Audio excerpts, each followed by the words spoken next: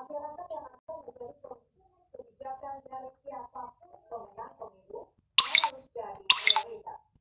Mudik harus jadi prioritas karena esensi demokrasi dalam tatanan kenegaraan adalah sebesar-besarnya untuk kesejahteraan masyarakat.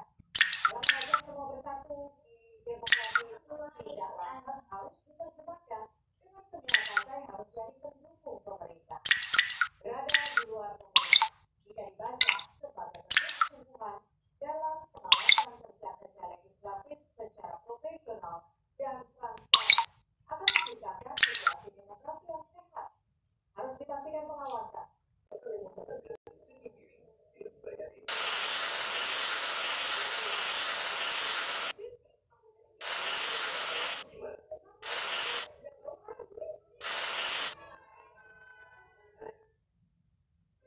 Masih di Sampai Indonesia Malam bersama saya Friska Clarissa.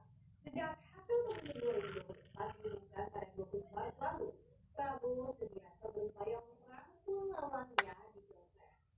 Meski meraih suara terbanyak, koalisi Prabowo Gibran belum aman di Senayan. Kita lihat berdasarkan hasil hitungan sementara, koalisi Prabowo Gibran baru menguasai 280 kursi di DPR, belum mencapai 50%.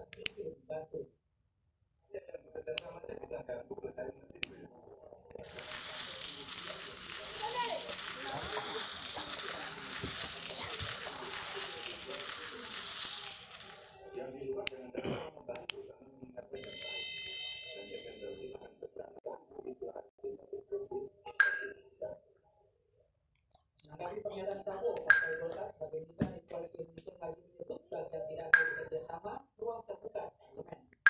Ya, kalau selalu dalam pemerintahan kan ada yang mendukung pemerintah, ada yang beroposisi. Yang tidak mau itu namanya oposisi. Ya silakan aja kalau oposisi, ruangnya kan ada di parlemen.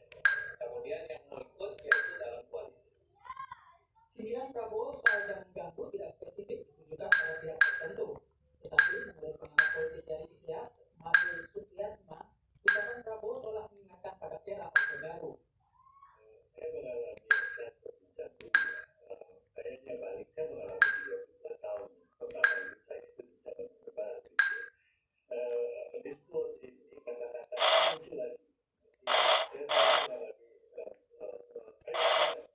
kenapa? Ini sudah hilang beberapa saat, tapi kenapa ini kembali? Saya mendukung ada oposisi.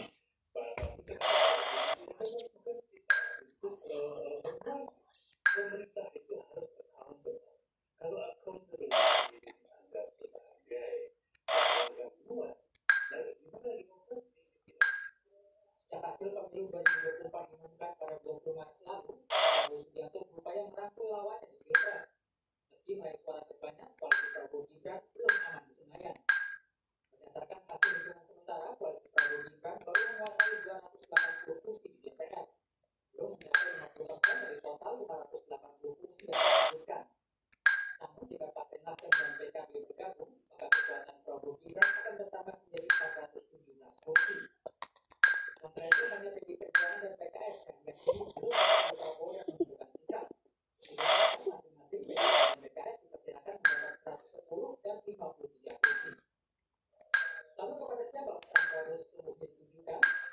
Hingga kini memang belum ada partai secara resmi mengumumkan berseberangan dengan pemerintah mendatang. Hanya saja pada Senin lalu, capres dari PDI Perjuangan Ganjar Pranowo mendeklarasikan dirinya sebagai oposisi dan tidak akan bergabung dengan pemerintahan Prabowo Gibran.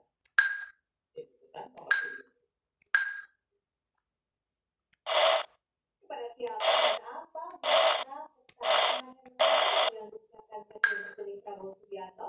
Kita bahas bersama Wakil Ketua Umum Partai Gerindra Habibur Rahman.